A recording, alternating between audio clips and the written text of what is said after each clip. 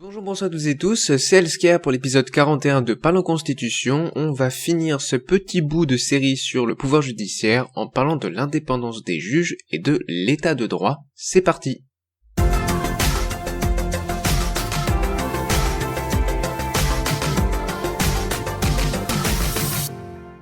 Alors, sans plus attendre, qu'est-ce que l'état de droit et pourquoi est-ce qu'il y a un rapport entre l'état de droit et la nécessité d'indépendance des juges? Eh bien, commençons par quelques définitions. État de droit versus état de droit. Donc, état avec une majuscule et état avec une minuscule.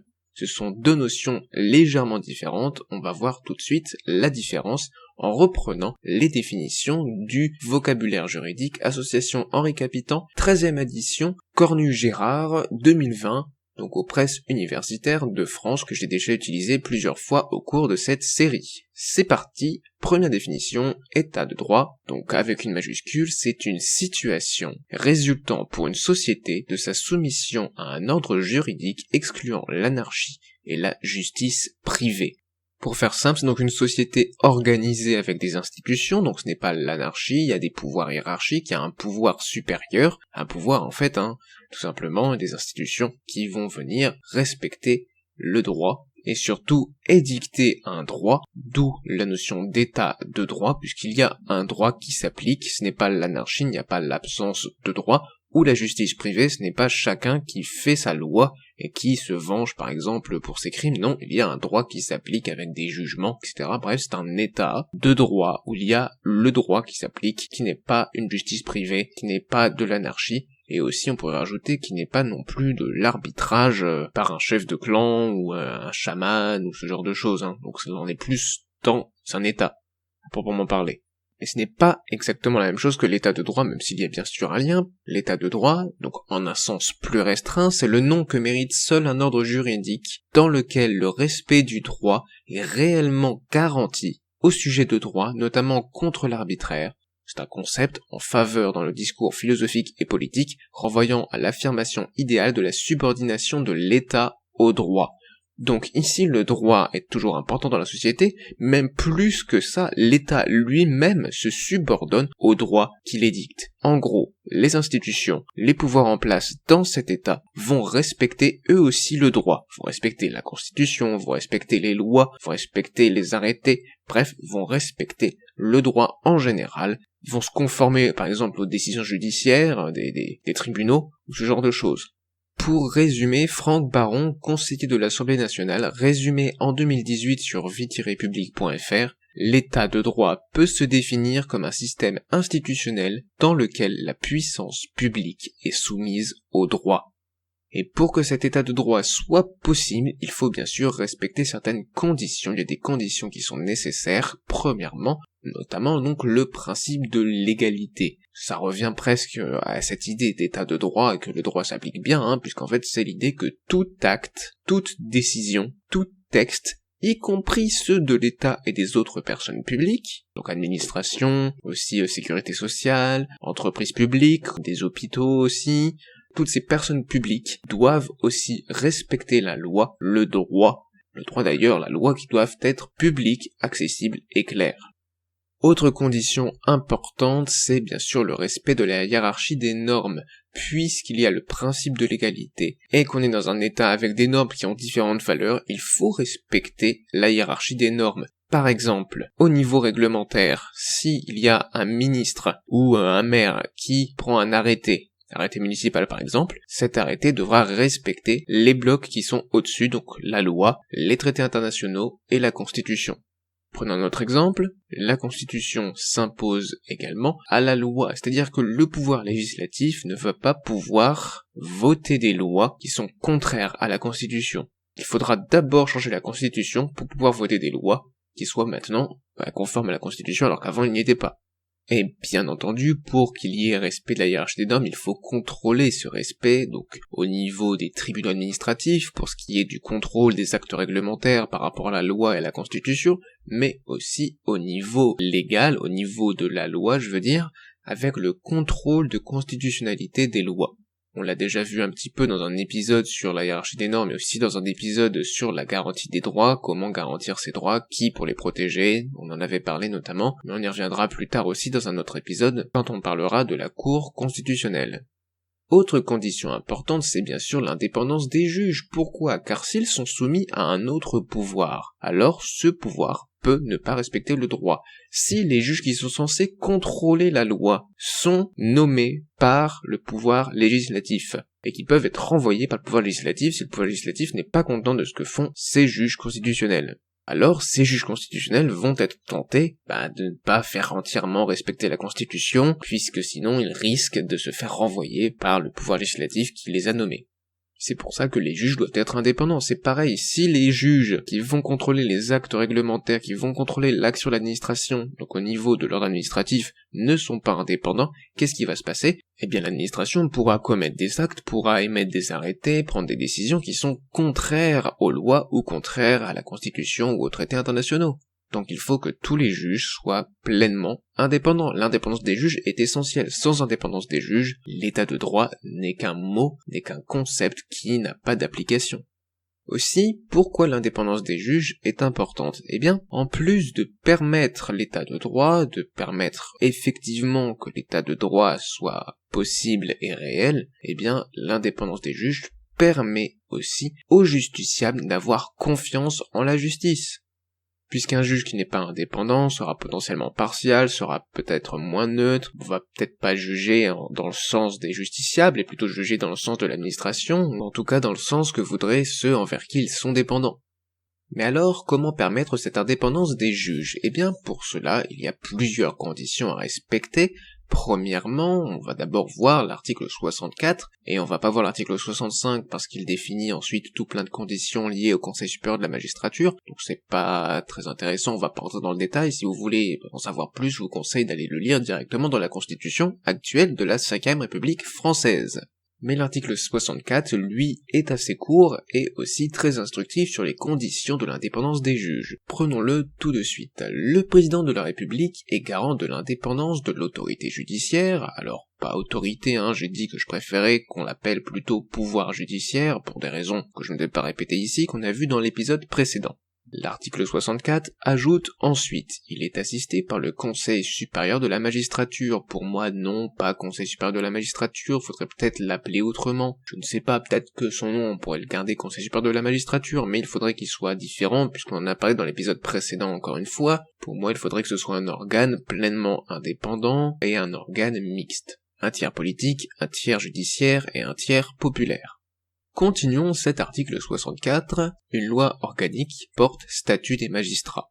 On va pas aller regarder cette loi organique, mais en tout cas c'est important de noter qu'il y a le statut des magistrats qui peut entrer en compte pour les conditions de l'indépendance des juges.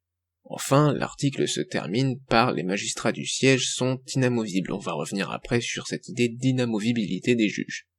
Qu'est-ce qui est à retenir dans cet article 64? Pour l'instant, ce qui est le plus important, c'est que le président de la République ou la présidente de la République est garant de l'indépendance de la justice. On en avait déjà parlé quand on a évoqué les différents pouvoirs, les différents rôles du président de la République. Donc je le répète encore ici, le président de la République, en tant qu'arbitre, puisque c'est surtout un rôle d'arbitre qu'il a, de garant, de protecteur des institutions, eh bien, le président de la République est garant de l'indépendance de la justice, ça fait partie de ses différents rôles.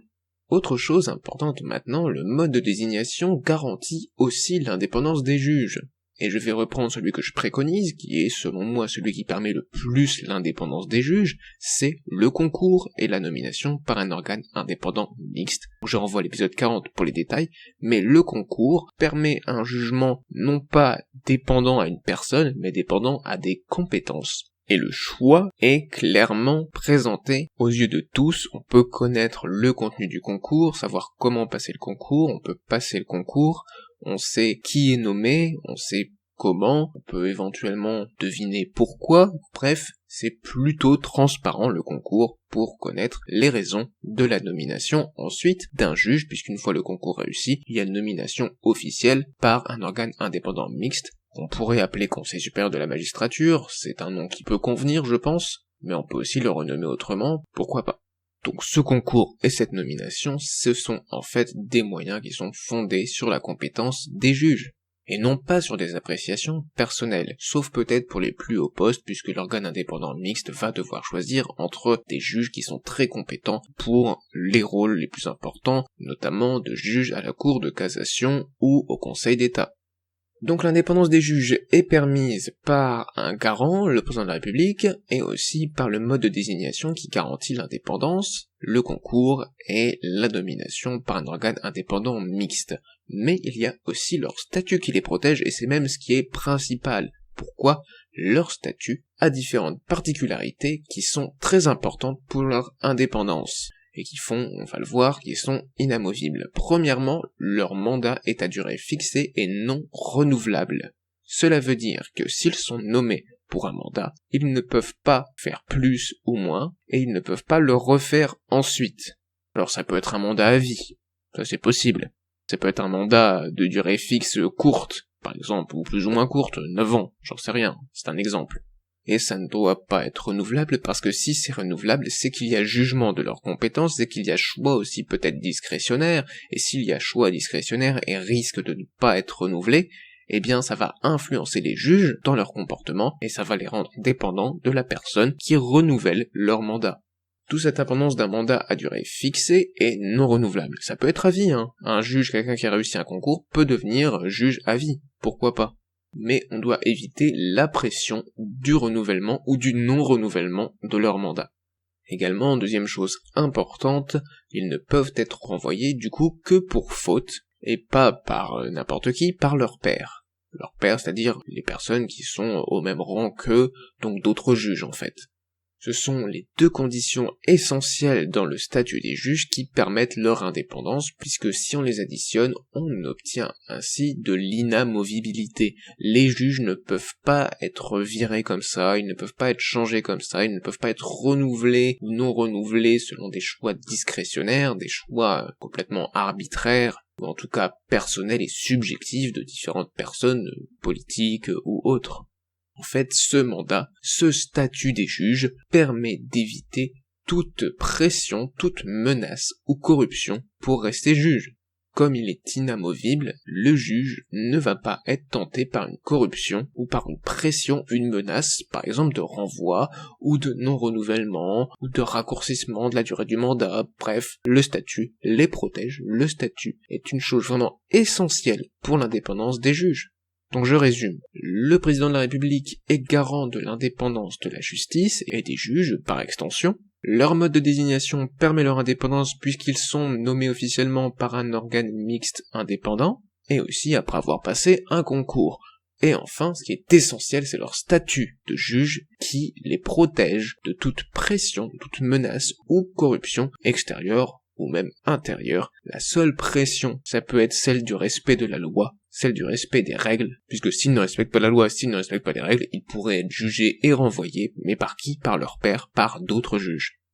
Enfin, troisième et dernière partie, voici d'autres principes essentiels, puisque l'indépendance des juges ne va pas seule. Pour avoir une justice saine, pour être dans un état de droit, et pour qu'il y ait confiance en la justice, il faut plusieurs principes, de nombreux principes qui sont actuellement, donc ici c'est plus de la présentation que des décisions, que, moi qui vais vous donner mon avis sur différentes choses, mais je vais plutôt ici vous présenter des principes qui sont actuellement en vigueur, actuellement respectés ou qui doivent être respectés, et que je juge d'ailleurs tout aussi importants, et que je ne vais pas remettre en cause.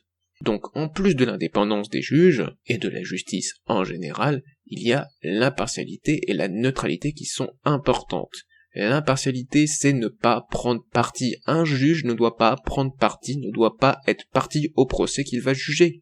Sinon il va être tenté, bien évidemment, de donner raison. Par exemple, si c'est l'accusé qui est son ami, eh bien le juge voudra plutôt essayer de ne pas trop juger en défaveur de son ami. Donc quand c'est comme ça, le juge ne juge pas cette affaire-là et c'est un confrère qui va le faire à sa place. Il faut rester impartial. Le juge doit rester impartial. Et il doit aussi rester neutre. Neutre, pourquoi est-ce que c'est différent d'impartial ? Puisque la neutralité, ça va un peu plus loin. C'est-à-dire qu'il ne doit pas se laisser influencer par des influences extérieures, ni même par ses opinions personnelles. Il doit rester froid, c'est vrai, sans doute, mais il doit surtout rester le plus objectif possible pour appliquer le droit, appliquer la loi, l'interpréter correctement. Bref, dans tous les cas, le juge doit rester neutre, il ne doit pas y avoir d'influence extérieure ni d'opinion personnelle qui viennent influencer son jugement. Les seules influences extérieures qui sont possibles sont celles des parties au procès, bien sûr, mais pas d'un lobby quelconque qui va venir mettre la pression sur le juge. Autre principe important, c'est la gratuité. La gratuité pour que chacun puisse aller se défendre en justice. Donc pour les personnes qui sont sans ressources, il y a un mécanisme qui a été mis en place notamment en France, mais sans doute dans d'autres pays, je vais pas vérifier, mais c'est l'aide juridictionnelle. Il y a aussi les avocats commis d'office qui sont importants pour la gratuité de la justice. Après, quand on dit la gratuité de la justice, c'est un principe. En principe, la justice est gratuite, mais il y a des frais d'avocat, il y a d'autres choses, sauf que le principe reste quand même respecté puisque toute personne qui se fait agresser ne va pas devoir payer pour qu'il y ait réparation. Toute personne aussi peut être défendue, surtout quand c'est grave, par au moins un avocat commis d'office. Bref, il y a des mécanismes qui sont mis en place pour faire en sorte que ce principe soit le plus possible respecté et que chacun ait accès à la justice. Autre principe important, c'est plutôt un droit, le droit à un procès équitable, et ici je vais renvoyer à l'article 6 de la Convention européenne de sauvegarde des droits de l'homme. Donc il est un peu long cet article, mais je voulais le mettre quand même en entier. Premier paragraphe, qui est un gros paragraphe, c'est vrai, peut-être un peu trop gros quand ils l'ont écrit, ils n'ont pas pensé à la lecture des personnes, mais plutôt au sens qu'ils ont voulu mettre à l'intérieur, et dans ce premier paragraphe, il y a beaucoup de choses. Toute personne a droit à ce que sa cause soit entendue équitablement. Ici, entendu et équitablement sont des mots importants. Entendu, c'est le droit de recours qu'on va revoir après. Équitablement, c'est la notion d'équité. C'est l'idée qu'on va faire en sorte que chacun puisse se défendre, puisse défendre ses intérêts face à un agresseur ou face à quelqu'un qui les accuse. Bref, c'est un peu ça, cette notion d'équité en justice, et le procès doit être équitable, il ne doit pas être, biaisé en faveur d'une des deux parties. La cause doit être entendue équitablement, publiquement et dans un délai raisonnable, par un tribunal indépendant, on retrouve l'idée d'indépendance, et impartial, donc l'impartialité qui est renotée ici, établi par la loi, donc principe de l'égalité, qui décidera soit des contestations sur ses droits et obligations de caractère civil, soit du bien fondé de toute accusation en matière pénale dirigée contre elle.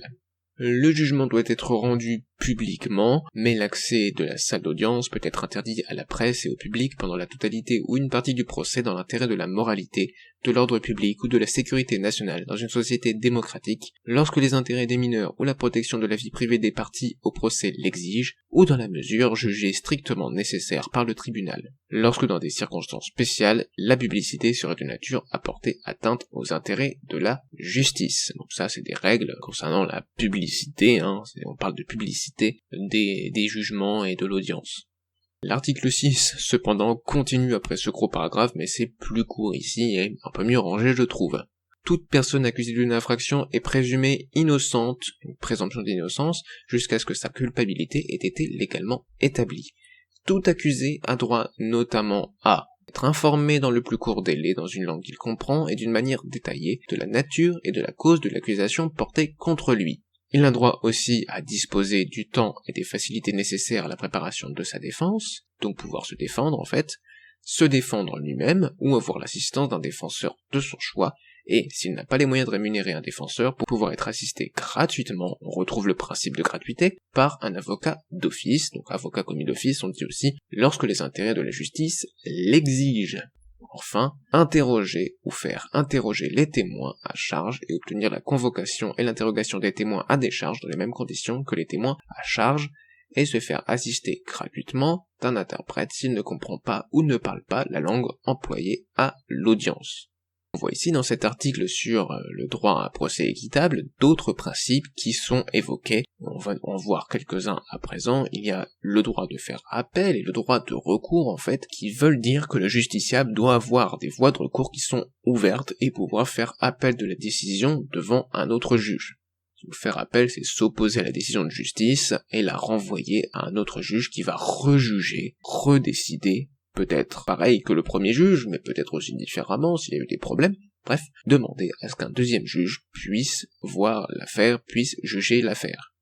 Aussi, il y a le principe du contradictoire, c'est-à-dire que chaque partie va pouvoir se défendre, et aussi, pour que le principe du contradictoire soit respecté, il faut que chaque partie ait accès avant à tout élément produit en justice, donc il doit être communiqué aux deux parties à l'avance. Si une partie, par exemple, la partie accusatrice, souhaite utiliser des éléments pour attaquer la personne qui est accusée, eh bien la partie qui va devoir se défendre devra avoir connaissance de ces éléments avant l'audience pour pouvoir préparer sa défense. Et bien sûr, c'est réciproquement valable. Enfin, il y a bien sûr la présomption d'innocence. Toute personne accusée d'une infraction est présumée innocente jusqu'à ce que sa culpabilité ait été légalement établie. Je recite bien sûr l'article 6 de la Convention européenne de sauvegarde des droits de l'homme. Et même si dans les médias on a bien souvent tendance à considérer comme coupable toute personne qui est accusée, ou presque comme coupable, ce n'est pas le cas dans la justice. Une personne accusée est considérée comme innocente jusqu'à preuve du contraire, jusqu'à ce qu'une décision vienne, ou pas, définir sa culpabilité. Autre principe important, le principe d'égalité. D'égalité devant quoi? Devant la loi d'abord, d'égalité d'accès à la justice, d'où aussi le principe de gratuité, et bien sûr, égalité de traitement, ce qui justifie aussi le principe du contradictoire. Donc on voit bien cette idée, c'est que chaque justiciable devra être égaux lors du procès et devant la loi pour accéder à la justice et lors du traitement, lors du procès, de sa demande ou pour sa défense. Encore un autre principe, la proportionnalité de la peine. C'est un principe important, puisque toute peine, donc ici on est plutôt dans le droit pénal, devra être proportionnée en fonction des circonstances. Donc c'est par exemple mettre en balance le fait que le crime ait causé la mort d'une personne, avec le fait que c'était dans un cas de légitime défense. C'est un exemple, C'est pas toujours le cas, bien sûr, il y a plein de meurtres qui sont malheureusement causés par des excès de colère, par de la passion, par de la vengeance, etc., et non pas pour des cas de légitime défense. Mais si il y a meurtre non prémédité parce qu'il y a eu légitime défense, alors évidemment la peine devra être moindre, et bien moindre sans doute. C'est donc bien entendu la prise en compte de circonstances atténuantes, mais aussi la prise en compte parfois de circonstances aggravantes. Mais encore, autre principe, le principe de non-rétroactivité de la loi, c'est-à-dire que la loi n'est pas rétroactive. Qu'est-ce que ça veut dire la rétroactivité de la loi? S'il y avait rétroactivité de la loi, ça voudrait dire qu'une loi pourrait être prise après un jugement, mais s'appliquerait quand même à ce jugement. Est-ce que vous voyez l'idée?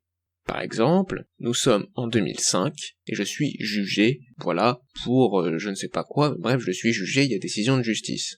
Je suis relaxé parce que je n'ai rien enfreint.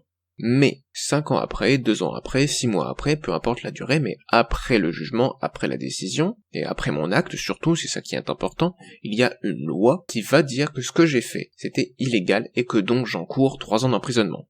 Eh bien la loi qui a été votée, qui est entrée en vigueur après mon acte, ne va pas s'appliquer à mon acte. Je ne peux pas être accusé de quelque chose que j'ai commis d'illégal si quand je l'ai fait ce n'était pas encore illégal. C'est logique. Et même si l'illégalité ensuite dans la loi paraît logique, si ce n'était pas décidé, si ce n'était pas clair, si ce n'était pas en vigueur dans l'ordre juridique, alors ça ne s'applique pas. Et ce principe de non-rétroactivité de la loi veut aussi dire que toute personne qui a été jugée définitivement ne pourra pas être rejugée. Si toutes les voies de recours en appel ont été épuisées et qu'une décision de justice finale a été prise, la personne ne pourra pas être rejugée. Sauf certains cas rares, bien sûr, s'il y a des circonstances nouvelles ou d'autres cas que je n'ai pas en tête, mais ça peut être dans certains cas, mais dans tous les cas, la non-rétroactivité de la loi fait qu'une loi votée et entrée en vigueur après un acte ne pourra pas s'appliquer à cet acte. C'est évident, mais c'est très important. Enfin, dernier principe, la publicité. L'audience est ouverte au public et les décisions sont publiques et accessibles à tous. Même si des personnes peuvent éventuellement être anonymisées pour différentes raisons de sécurité, de confidentialité, de respect de la vie privée. Et le principe, c'est que l'audience est publique et les décisions sont publiques aussi. Et éventuellement, il y a peut-être d'autres principes que je n'ai pas évoqués ici, il y a beaucoup de principes qui s'appliquent à la justice, et je n'ai peut-être pas tout vu, j'ai essayé d'être le plus exhaustif possible, mais c'est toujours un peu compliqué. Là on en a cité un peu plus d'une dizaine, 11 si on prend l'indépendance, 12 si on sépare également l'impartialité et la neutralité, on a vu plusieurs choses qui sont importantes pour avoir une justice saine, pour que le justiciable ait confiance en la justice, pour que la justice soit bien en ordre, j'ai envie de dire. Concluons maintenant, et commençons par reprendre différents éléments importants de cet épisode, la définition de l'état de droit. La puissance publique est effectivement soumise au droit. Si cette phrase est juste et vérifiée, nous sommes bien dans un état de droit. Aussi, l'indépendance des juges est importante pour la confiance des justiciables en la justice. Cette indépendance est permise par différentes conditions qui sont nécessaires, notamment les conditions de désignation qui sont importantes, le concours et la nomination par un organe indépendant mixte, je renvoie à l'épisode 40, sont importants pour permettre une indépendance des juges. Aussi, le statut protecteur est très important, c'est même ce qu'il y a de plus important pour l'indépendance des juges, avec un mandat à durée fixée, non renouvelable, et bien sûr, ça permet l'inamovibilité du juge. Enfin, on a vu d'autres principes essentiels, je les reprends ici rapidement, l'impartialité, la neutralité, la gratuité, le droit à un procès équitable, le droit de faire appel, le droit de recours, le principe du contradictoire, la présomption d'innocence, le principe d'égalité, la proportionnalité de la peine, la non-rétroactivité de la loi, la publicité, etc., etc. Juste avant de conclure, j'aimerais vous dire qu'on a terminé sur le pouvoir judiciaire. On reviendra bien sûr sur le pouvoir judiciaire dans d'autres circonstances, quand on va évoquer plus en détail le pouvoir de cette cour constitutionnelle dont j'ai déjà beaucoup parlé, mais ça ce sera un peu plus tard dans la série encore. Donc, la justice étant faite, passons maintenant à autre chose. On va passer à un procédé qui permet aussi plus de confiance populaire envers le pouvoir. Pas trop de teasing, je vais le dire tout de suite, on va parler à partir du prochain épisode du référendum. On en a déjà un peu parlé, notamment avec différents RIC, différents RICA, je ne vais pas redire ce que c'est, référendum d'initiative citoyenne et référendum d'initiative citoyenne active, pour différents cas et différents taux de procédure, comme les propositions de loi, on va revenir plus en détail, on va se questionner un peu plus sur cette idée, sur ce pouvoir, sur ce procédé qu'est le référendum à partir de l'épisode prochain. Donc c'était Healthcare, merci d'avoir regardé cet épisode qui clôture cette petite série de 3 épisodes sur le pouvoir judiciaire. La prochaine fois, on part sur le référendum. Merci, c'était Healthcare, et à bientôt.